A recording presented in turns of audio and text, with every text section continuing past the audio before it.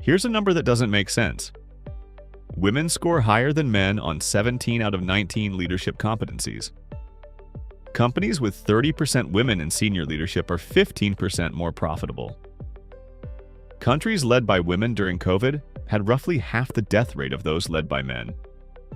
And yet, 95% of Fortune 500 CEOs are men. If the data this clearly says one thing, and the boardroom does the opposite, that's not a talent problem. That's a system. And today I'm going to trace the gap between what the evidence says and what actually happens. Because the distance between those two things has a name. And once you see the string, you'll understand why the most qualified candidate doesn't always get the job. Let's start with the data, because the data is not subtle. In 2019, leadership researchers Jack Zenger and Joseph Folkman published an analysis in the Harvard Business Review. They had collected 360-degree leadership reviews, feedback from bosses, peers, and direct reports on thousands of leaders across industries. They found that women scored higher than men on 17 of the 19 competencies that define great leadership. Taking initiative, driving results, practicing self-development, displaying integrity and honesty, building relationships, inspiring and motivating others, collaborating and promoting teamwork, communicating powerfully, problem solving, connecting to the outside world, innovating, championing change, developing others. On all of these, women outperformed men, not by a small margin, consistently and statistically significantly. Men scored higher on just one competency: technical and professional expertise. And even that difference was not statistically significant. This wasn't a one-off study. Zenger and Folkman ran the same analysis twice, once in 2012 and again in 2019, on different data sets. The results were the same. Then COVID happened, and the data got louder.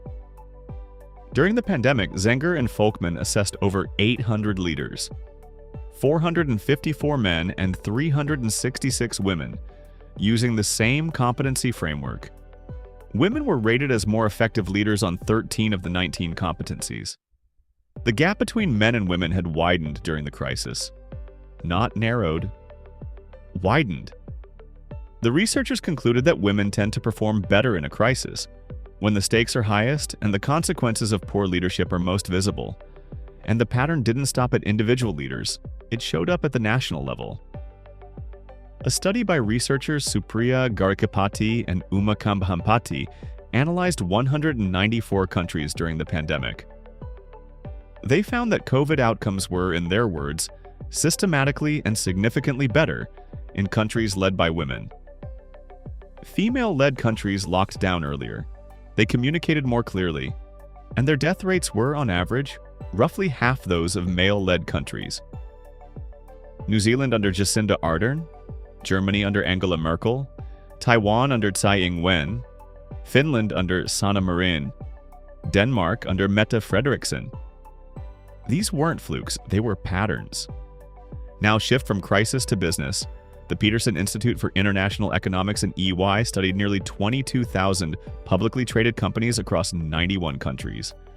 They found that going from no women in corporate leadership to 30% women was associated with a 6 percentage point increase in net margin. In plain English, companies with more women in the C-suite are significantly more profitable. Not slightly, significantly. And McKinsey's Diversity Matters series, which has tracked this relationship across more than 1,200 companies over a decade, found that the business case has strengthened every time they measured it. In their most recent report, companies in the top quartile for gender diversity on executive teams were 39% more likely to outperform financially than those in the bottom quartile. That number was 15% in 2015, 21% in 2017, 25% in 2019, 39% in 2023. The correlation is not just present, it's accelerating. Now, let me be honest about something, because I want you to trust this video. Correlation is not causation. it's possible that more profitable companies have the resources to invest in diversity programs. It's possible that more progressive organizational cultures produce both better outcomes and more women leaders. The researchers acknowledge this, but the pattern across multiple independent studies, multiple countries, multiple decades, and multiple performance measures is consistent enough that dismissing it entirely requires more effort than explaining it. Something real is happening when women lead. The question is, if the data is this clear, why hasn't the world changed? Here's where the string appears. There's a concept in organizational psychology that explains everything. It was first studied by a researcher named Virginia Schein in the 1970s, and it has been replicated globally ever since. It's called Think Manager, Think Male. When people are asked to describe the characteristics of a successful leader, the traits they list, decisive, assertive, analytical, competitive, match the traits they associate with men. Not because those traits are inherently male, but because every leader they've ever seen was a man.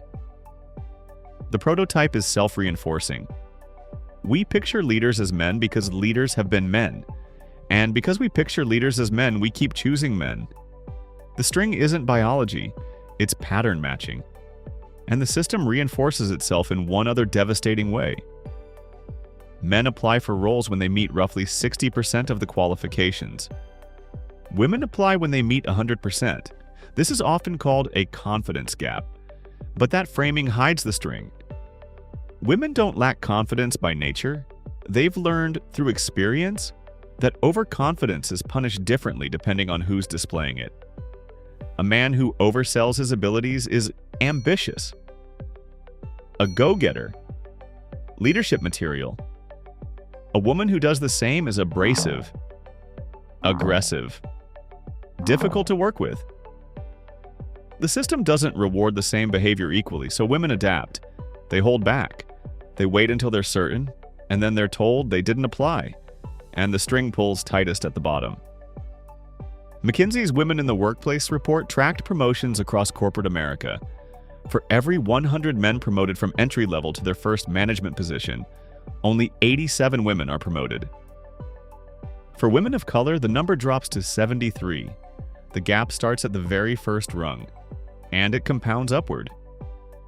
By the time you reach the C-suite, there are almost no women left in the pipeline. Not because they dropped out, but because the ladder broke beneath them at the first step. And there's one more string, the one that's hardest to see because it's disguised as something natural. The motherhood penalty. Studies consistently show that when a woman becomes a mother, she's perceived as less competent and less committed to her work. She's offered lower starting salaries. She's less likely to be promoted. But when a man becomes a father, the same event, the same life change, he's perceived as more responsible, more committed, and more stable. He's offered higher starting salaries. Same life event, opposite outcome. Based entirely on the system's assumption about who belongs at work and who belongs at home. This isn't a glass ceiling. A ceiling implies one barrier at the top. This is a labyrinth. Barriers at every turn, from the first promotion to the last. So here's the picture. The competency data says women lead as well or better than men on almost every dimension that matters. The financial data says companies with women in leadership are substantially more profitable. The crisis data says countries led by women saved more lives.